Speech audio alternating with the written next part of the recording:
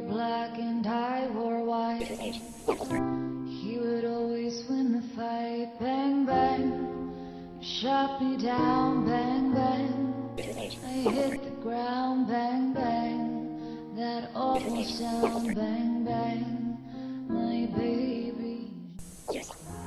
I feel we can talk about anything. We just have to learn to disagree without being disagreeable. I feel we need to educate ourselves on what to say and what to do. Seasons came and changed the time. I grew up, I called him mine. Make it a conversation is simply having a conversation. All too often, things escalate over a simple traffic stop.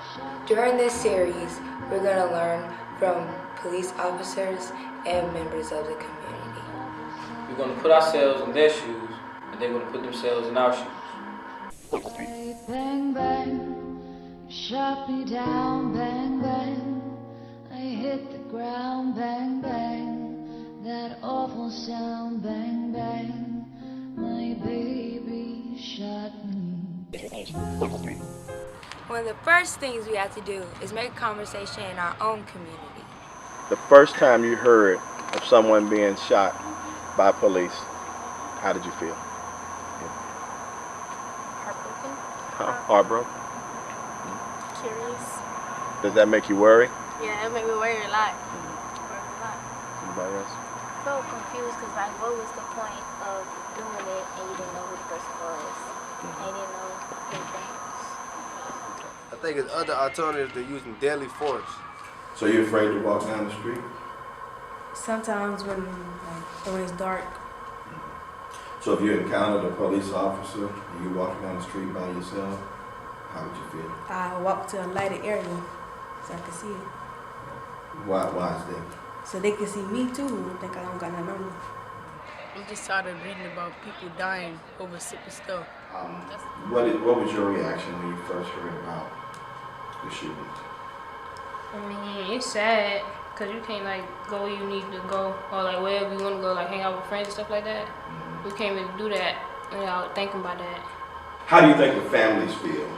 The ones, the people that have gotten shot by the police, right or wrong? How do you think the families feel?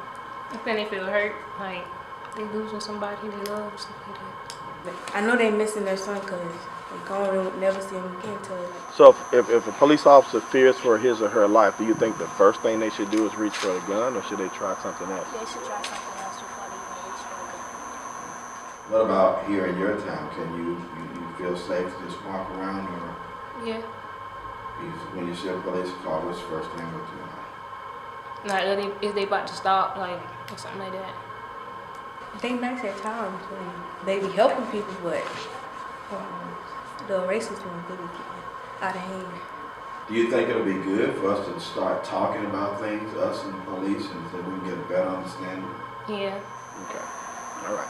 So the reason for this conversation is to make sure that you guys, that we talk with our local sheriff and some local police officers so that we'll know the law and know what we should and should not do. Do you think that's a good thing? Yeah, I think it's a good thing. Do you think it'll be good for us to start talking about things, us and the police, and so we can get a better understanding?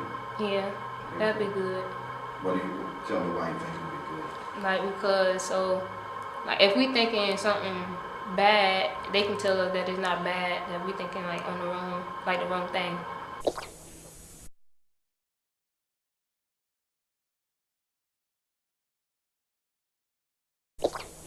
Unless you experience it, you'll never understand.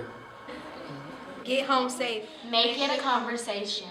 Let's talk about it. Unfortunately, today, a lot of people make a determination, have an opinion, form an opinion based on hearsay, what somebody told me would happen or what somebody else told me would happen, and they haven't seen the facts. And I think that is the case in a lot of police shootings. I saw some of the video of the Michael Slater case, and I formed an opinion, my own opinion. I said, that officer was wrong. That is a bad shoot. You do not shoot somebody running away. Now, if somebody is running towards you with a knife to kill you, I can legally shoot them. But just fleeing, you can't do that legally. And from what I saw, that was a bad police shooting. Again, you don't see the whole thing. So I do form an opinion, and it's usually a bad opinion about the officer, but I have to step back and say, look, I haven't seen what just happened. I haven't seen the whole thing. I haven't seen all the evidence. You're supposed to make a determination based on all the evidence. In police training, across the United States, if you use your handgun or use your weapon, not a taser, but your handgun, that is considered deadly force. And the only time you are allowed to use deadly force is if you are in fear of your life. I mean, yes, sir, that goes a long way. Yes, sir, no, sir, I'm sorry, sir, whatever, I'm sorry, sir, I wasn't paying attention. You would be surprised how that sets a positive tone in the mind of an officer. If you got an attitude, the officer automatically goes on higher alert. Automatic. That's human nature. You do the same thing. Now, what about if it's nighttime? I pull you over. Same deal. What do you do?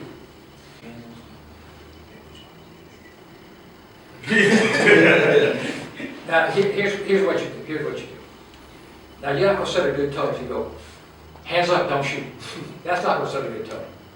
But what you do is you pull over just like you did, turn on the interior light so I can see. Put the car in park. You're going to put your hands on the steering wheel, and you're going to put your hands on your lap or where he can see them. You're not going to have your hands in your pocket or in your hoodie or whatever it is. You're going to have your hands where you can see it. And an officer walks up and sees that, and he's going to immediately be put at ease. Tell the officer, sir, my registration is in the glove compartment. There's a handgun in the glove compartment, loaded. How would you like for me to do this? You're going to set a great tone for that officer.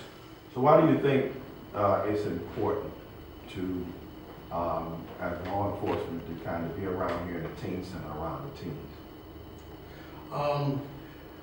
I think it's very important. This is a great place to break down all these barriers that we have dealing with law enforcement and the teenagers. They get a chance to open up and give you, ask you questions about the career, ask you questions about what's going on in society at the time, and it's in a more comfortable atmosphere for them. Whether you're standing out on the basketball court with them or whether you're in a classroom, they feel a lot more comfortable with you in this manner. So you're working. You were in the beginning stages of making a conversation, of bringing dialogue from the students to the law enforcement. And there was already you had one meeting already. How did you think that went? Did you think it worked? The students got their questions answered? Did it break down barriers so that we can have more talks like this? It did, and I think it really lit a fire under them to realize that we don't mind answering those questions. When I was there and with the sheriff being there, they realized that we're open to them. We're open to them to answer these questions. We're open to them to give them the answers that they're looking for and not to sugarcoat them as far as that's concerned. And it makes a big difference with them. They come up with more questions even when you see them out on the streets.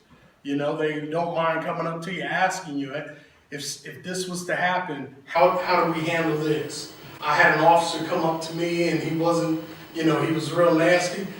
What should I do? And we don't mind answering that question, as far as that's concerned, and guiding them in the right, direction to get things taken care of. We rode in horses made of sticks. He wore black and I wore white. He would always win the fight. Bang, bang, shot me down. Bang, bang, I hit the ground. Bang, bang, that awful sound. Bang, bang, my baby shot me down.